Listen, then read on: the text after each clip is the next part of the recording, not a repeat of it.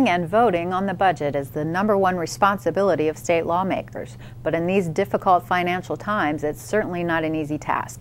Let's spend 5 minutes on the state budget with Representative Eli Evankovich. Welcome to the program. Good morning, Lori. Can you discuss some of the basic priorities that House Republicans used when they went to craft their spending plan? Absolutely.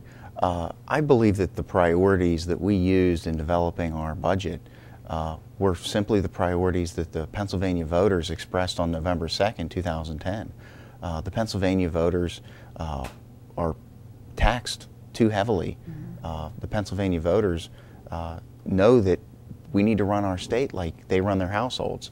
That means that no reckless borrowing, to know what our obligations are, to pay for them, to prioritize, and I believe that's what we've done in our budget. And certainly there's differences between what the House Republicans kind of added on, I guess, to the original plan that the governor had put out back in February. What are some of those differences? Well, the number one thing to remember is that we're staying within our means. And what we looked at is when the governor initially put out his proposal, it was a $27.3 billion budget. And we crafted our plan around that. Budgets are about priorities, and when we looked at some of the places that the governor had increased spending or where he'd made changes from the prior year to current year, we felt that in places like education, particularly basic education and higher education, that we needed to really add some spending to those areas because the cuts were difficult compared to those increases that were in the Department of Welfare.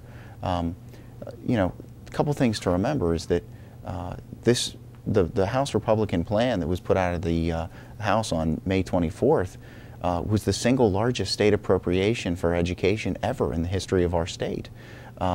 There is a lot of pain at the local level in some areas because of the loss of the Obama bailout funds, and you know, we need to get back to living within our means, and I think that most school districts have come up with reasonable plans, and I believe that you know, school districts and every other department in this state have really begun to do what families have done, which is, you know, examining what their revenues are and planning out what their cost plans can be. In doing so while doing the things that are needed in education, that would be providing for a good quality education for our children.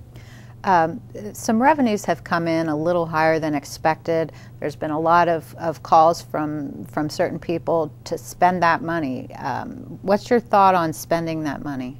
Once again, I'll go back to, you know, what would you do in your home if you got a $2,000 raise? Would you immediately go out and buy $2,000 worth of items, or would you realize that, you know, hey, maybe we should make an extra mortgage payment this year? Maybe we should pay down that credit card debt. You know, maybe we should pay off the car. Maybe we should put a little bit away. And I think that the Pennsylvania taxpayers and the Pennsylvania voters know and understand that. I don't think we should spend every little bit of money that comes in. I think that we should be more measured than that and realize that there are some major obligations that we have to pay for in the coming years. We have major pension issues. We have a $3.7 billion debt to the federal government for money that they lent us to pay for our unemployment compensation. We have a court case pending to whether or not Pennsylvania will be responsible for paying back $800-some-odd million to the MCARE fund that was taken under Governor Rendell. These are some major obligations that we need to pay for, and as we've seen, there isn't a major cash balance out there to pay for it in the future. We need to start thinking about those obligations today. And finally, do you feel that the general goal of making sure the priorities are funded while not breaking the bank, do you think that general goal will remain intact with the final plan? I believe that it will.